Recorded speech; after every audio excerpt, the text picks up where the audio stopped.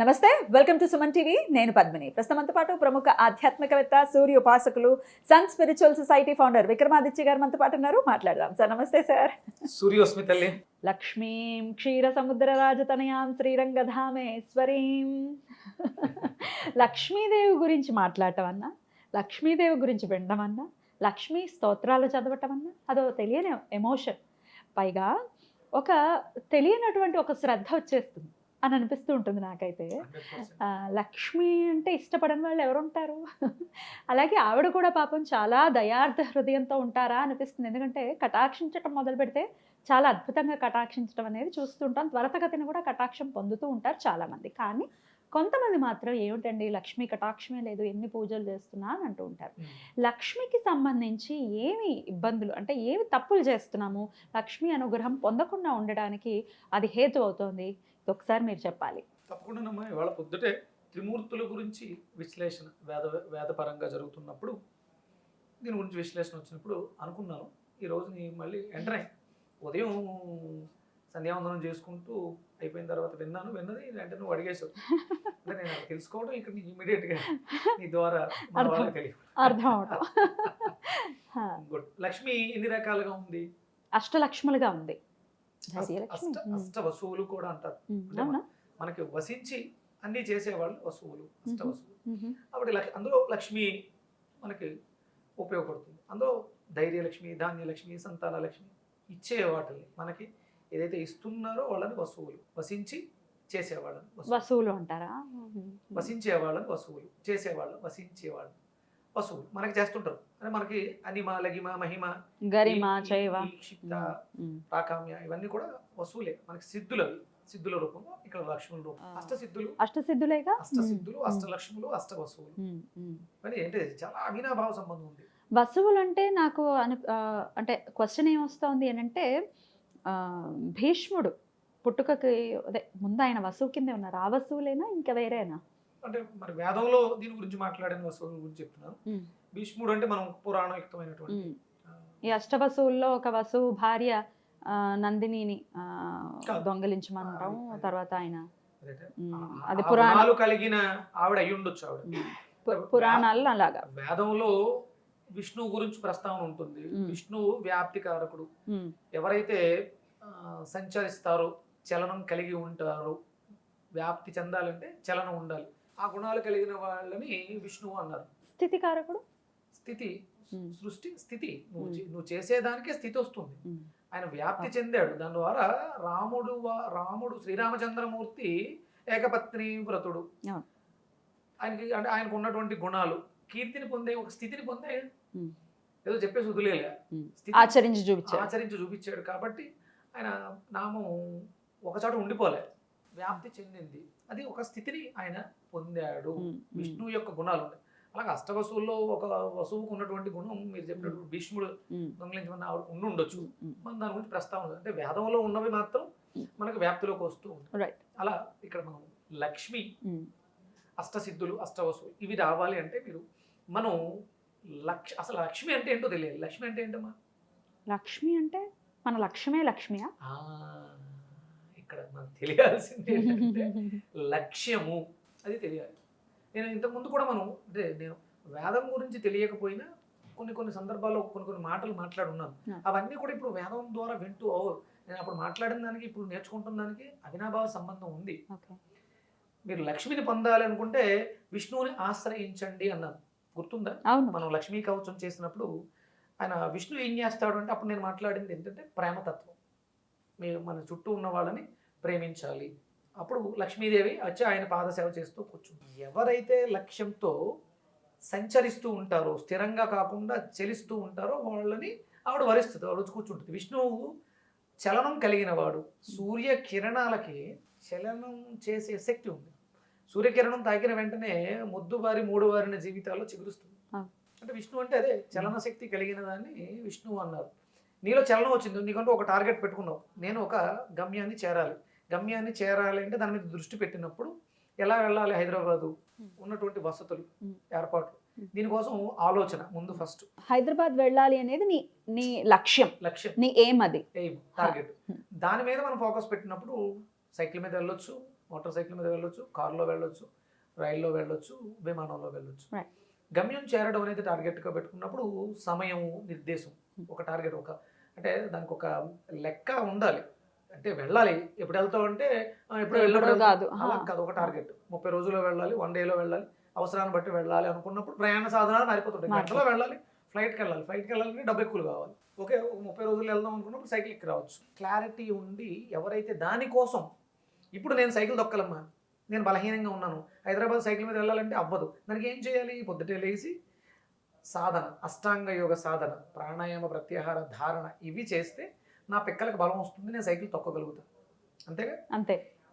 ఇప్పుడు ఫ్లైట్లో వెళ్ళాలంటే డబ్బు కావాలంటే శ్రమ చేయాలి, ఏదన్నా ఒకటి పని చేసి డబ్బు. నువ్వు ఆటోమేటిక్గా హైదరాబాద్ వెళ్ళడానికి నాకు ఫ్లైట్ ఎక్కడానికి 10,000 కావాలి, నీ టార్గెట్. మామూలుగా రోజు సంపాదిస్తే కొంత వస్తుంది, ఎక్కువ శ్రమ పడితే ఎక్కువ మొత్తంలో దాన్ని కూడగట్టుకుని హైదరాబాద్ వస్తే ఒక 10,000 రూపాయలు ఖర్చు పెట్టి 1,00,000 రూపాయలు వస్తుంది అన్నప్పుడు కదా 10,000 ఖర్చు పెడతాం. అంటే మన లక్ష్యానికి ఒక క్లారిటీ ఉండాలి, దానికి తగ్గట్టుగా మన శరీరాన్ని సిద్ధం చేయాలి. దానికి అష్టాంగ యోగము సాధన సహాయపడుతుంది. సో నీకు లక్ష్మి వరించాలంటే నీకు లక్ష్యం ఉండి తీరాలి.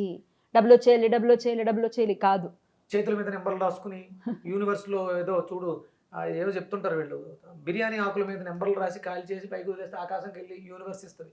ఎందుకు ఇస్తుంది యూనివర్స్? ఇవ్వదా? యూనివర్స్ ఇవ్వదమ్మా. లక్ష్యం అలా ఉండాలి. End of the day target పెట్టుకుని దానికి తగ్గట్టుగా ప్రయత్నం చేయి, అప్పుడు ఇస్తుంది యూనివర్స్. నువ్వు 100 సార్లు ఏం richest person of the world, ఏం రిచెస్ట్ పర్సన్ వరల్డ్ అని అంటూ కూర్చుంటే మేనిఫెస్టేషన్స్ కి ఏమీ అర్థం లేదని అంటారా? 100%. ప్రమాణాలు చూపించండి. రామచంద్రుడు వాళ్ళు సీతను ఎత్తుక్కుంటూ వెళ్ళారు, దానికోసం ప్రయత్నం చేశారు. చేస్తున్న ప్రయత్నంలో అగస్త్యుల వారు వచ్చారు, ఆదిత్యవృతి పారాయణం చెప్పారు. ఆదిత్యవృతి పారాయణం అని అనుకుంటున్నాను, ఆదిత్యవృతి పారాయణం 3 సార్లు చేస్తే స్ఫురణ వచ్చింది. తన దగ్గర ఉన్నటువంటి అప్పటి వరకు లేవా కొత్త అస్త్రాలు? ఆయన దగ్గర అన్ని అస్త్రాలు ఉన్నాయి. ఏ అస్త్రం వాడితే ఆయనని జయించగలము? మంత్రాలకి చింతకాయలు రాలవు. ఏటి ఇప్పుడు మనం వాడుతున్నటువంటి స్విచ్ వర్డ్స్ వాటికి రాలవు. అవి స్విచ్ వర్డ్స్, వాటికి ఏమి అర్థం ఉండదు. అవి వెస్ట్రన్. మీరు నెట్లో కొడితే పింట్రెస్ట్లో ప్రతిదానికి ఒక స్విచ్ వర్డ్ ఉంటుంది, దానికన్నా అర్థం ఉంటుందా? ఉండదు. ఇవన్నీ రాంగ్ గైడెన్స్. మంత్రము అనే దానికి ఒక శక్తి ఉంటుంది, ఫ్రీక్వెన్సీ, దాని మీద ఒక దేవత ఉంటుంది. ఆ దేవత నీకు ఒక ఇంట్యూషన్, నాలెడ్జ్ని ఇస్తుంది. అష్టాంగ యోగ సాధన చేయకుండా, అష్టాంగ యోగం అంటే ఇప్పుడు నేను చేసేది అష్టాంగ యోగం. పొద్దుటే లెగిసి, అందరూ చేస్తూ ఉంటారు, పొద్దుటే లేచి బయటకు వెళ్ళి ప్రకృతితో అనుసంధానమై, అప్పుడు యూనివర్సిటీతో నువ్వు అనుసంధానం అయినప్పుడు అక్కడ చేసేటువంటి ప్రక్రియలు, యోగ, ప్రాణాయామ, ప్రత్యాహారం, తర్వాత వచ్చి తీసుకునేటువంటి ఆహారం. సూర్యోదయం అయిపోయిన తర్వాత నిద్ర లేచి నువ్వు యూనివర్స్ని ఎంత ప్రార్థన చేస్తే లాభమే ఉంది? నువ్వు బద్ధకస్తుడు, సోమరిపోతువి. నువ్వు ఇది రాసేస్తే అయిపోతుంది, మేనిఫెస్టేషన్ అయిపోతుందా? సాధన లేకుండా నువ్వు దేన్ని సాధించలేవు. సాధన నీకు అన్నీ సమకూరేలా చేస్తుంది. యూనివర్స్కి ఒక లాంగ్వేజ్ అంటూ ఉంది అని అనుకుంటే, సకల చరాచర సృష్టించింది ఈశ్వరుడే అనుకుంటే కనుక, ఆయన ఒక ఓన్లీ ఈ సంస్కృతం మాత్రమేనా, ఇంగ్లీష్ ఆయనకి తెలియదు అని అనుకోవాలా? ఇంగ్లీష్ కాదు, ఇంగ్లీష్. ఇప్పుడు మన యూనివర్స్ అని అంటున్నాం, ఇంగ్లీష్ వర్డ్స్ అని అంటున్నాం, అర్థం ఉండాలమ్మా. అదే అర్థం, మన భావన ఏదైతే ఉందో, మన సంకల్పం ఏదైతే ఉందో, దానికి భాషతో పని లేదు కదా. భాషతో పని లేదు. సాధన అంటే ఇంగ్లీష్ వేరు. ఇప్పుడు ఓన్లీ మనం భారతదేశంలోనే జాతకాలు ఉన్నాయి, లేకపోతే భారతదేశంలోనే ఇవన్నీ చేస్తామంటే కాదు. ఇది ఈజిప్ట్ నుంచి మొదలైంది, ఈజిప్ట్లో కూడా చేస్తారు, చైనాలో మనకంటే ఎక్కువ నమ్ముతారు దేవుణ్ణి. ఎంత అది సెక్యులర్ కంట్రీ అయినా కూడా బాగా నమ్ముతారు. పరమాత్మకి, యూనివర్స్ అంటే ఇప్పుడు మనం విశ్వం విష్ణుర్వ షట్కారు అంటారు, విశ్వం మొత్తం ఆయనే కదా, ఆయన భాషతో ఏంటి సంబంధం అనేది ప్రశ్న. ఓకే, ఇప్పుడు ఒక ఆఫీస్కి వెళ్ళావు, జాబ్ కోసం ఇంటర్వ్యూకి వెళ్ళావు, ఇక్కడ ఉన్నటువంటి పర్టికులర్ లాంగ్వేజ్, ఆ దేశంలో, ఆ ప్రాంతంలో అక్కడ ఉన్నటువంటి దానికి తగ్గట్టుగా మాట్లాడతావా, వేరే ఏదైనా మాట్లాడితే వాళ్ళకి అర్థమవుతుందా? నీకు ఒక మనిషి కదండి, మనిషికి పరమాత్మకి మనిషికి నీ అవసరానికి తగ్గట్టుగా ఆ సందర్భానికి అక్కడ ఉన్న ప్రాంతానికి సంబంధించింది ఇవ్వాలి. నేను మామిడి చెట్టు కింద కూర్చుని, ప్రకృతి తెలుసు కదా, యాపిల్ యాపిల్ యాపిల్ అంటే నియమాలు, నేను అసలు ఆ ప్రశ్న అడగట్లే, నియమాలకి విరుద్ధంగా అనట్లా. ఎండ్ ఆఫ్ ది డే నా కోరిక నెరవేరాలి అని. ఇప్పుడు సనాతన ధర్మంలో ఉన్న బ్యూటీ ఏంటంటే, ఇంకా ఇది బ్రతికి ఉండడానికి కారణం ఏంటంటే ప్రతిదాన్ని అడాప్ట్ చేసుకుంటుంది, ప్రతిదాన్ని గౌరవిస్తుంది. Yes. గౌరవించకపోతే ఇన్ని వందల సంవత్సరాలు దండెత్తుకొచ్చి ఇబ్బంది పెట్టినా హైందవం నిలబడింది అని అంటే సహనం సహనం కోల్పోలేదు ఎప్పుడు.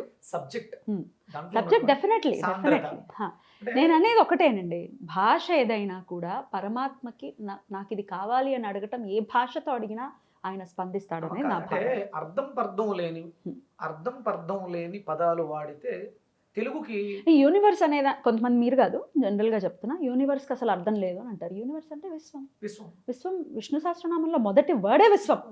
Yes. అర్థం లేదు అని అంటే ఎట్లా?